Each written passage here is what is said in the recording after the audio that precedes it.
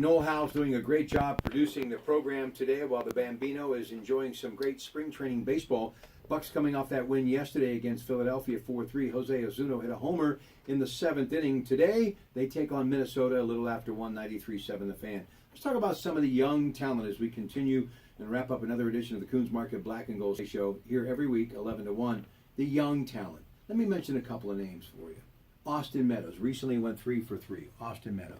Well, that's a guy that you have some hope for, because with him, it's one of those ones where he had a real down year last year, was injured. But going into last year, people thought, look, this is a hope for the future. And he has apparently had somewhat of a pretty good spring to be a guy that maybe he gets to be at least that fourth outfielder that can come up and then you can utilize him a little bit. So there is hope for that guy. Another guy had a multiple hit day the other day, drove in a few. Adam Frazier in left field. What's the upside with Adam Frazier? Well, that's a guy that you hope can do a little bit of second base. He's a little utility guy, move all the way around, gives you a little bit of a juice on the base paths. Not going to be a home run hitter, kind of a smaller guy, but a guy that is a good fill-in. But if he's having to play a lot for the Pirates this year, Rob, we're going to be in trouble.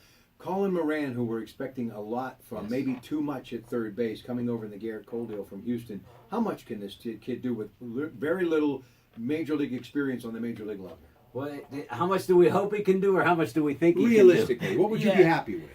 I would be really happy with 18 to 20 home runs. If you get that much juice out of him, especially at PNC with that short porch, maybe it is realistic to say 15 to 18 home runs. But if you get 20 pops out of them, then all of a sudden maybe they're competitive. All right, now pitching staff, the starting five. If it really plays out the way they hope, Jamison Taillon, Ivan Nova, who had a really nice performance yesterday against Philadelphia, struck out a couple and only gave up one earned run. Ivan Nova, Chad Kuhl, Joe Musgrove, and Trevor Williams. But I want to talk about a couple of other names. Tyler Glasnow recently coming off of even Clint Hurley, and then a loss, had a strong performance. He had 6 strikeouts.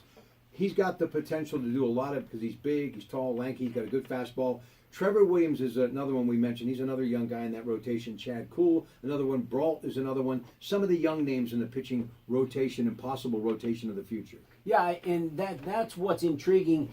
Everybody seemed to have given up on Glasnow last year when he couldn't find the plate. But he still has that real live arm, the real good stuff. A lot of people have said, especially last year coming out of spring training, that he may have had the best stuff of anybody in the major leagues in training camps. Just couldn't find the plate. If he can corral that, harness that a little bit, I think that's the guy that can really be a move you up the ladder if you can get some really good performances out of him, particularly if he can catch it early so that you can have confidence in him after you get past the All-Star break. Last thing about the Pirates, and then we'll wrap it up for this week's edition of the Kuhns Market Black and Gold Sunday Show, the show after the show.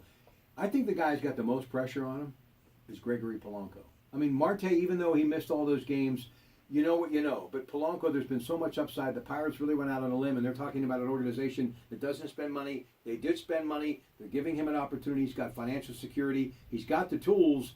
So now I think he's got to step up. Well, and I think he will step up. I think some of the important things that you have with him is now he's been in the country long enough. He knows the language. He's more comfortable being around the facilities, being through the league. He's got a knowledge, a working knowledge, so that there's a comfort level, a confidence level that he will now have. And I think as he gets into the year and his legs are feeling strong and he's not worried about pulling a hamstring, now you're going to see him really be able to stretch it out, lengthen it out, run for you, make some better plays in the outfield, and be a guy that's going to step up.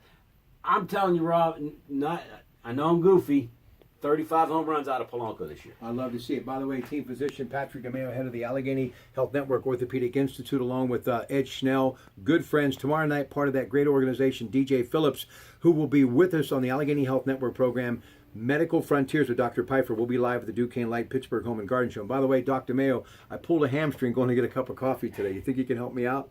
Ladies and gentlemen, thank you so much. We look forward to having you each and every week with us on the Kuhns Market Black and Gold Sunday Show from 11 to 1 on KDK Radio. Good afternoon.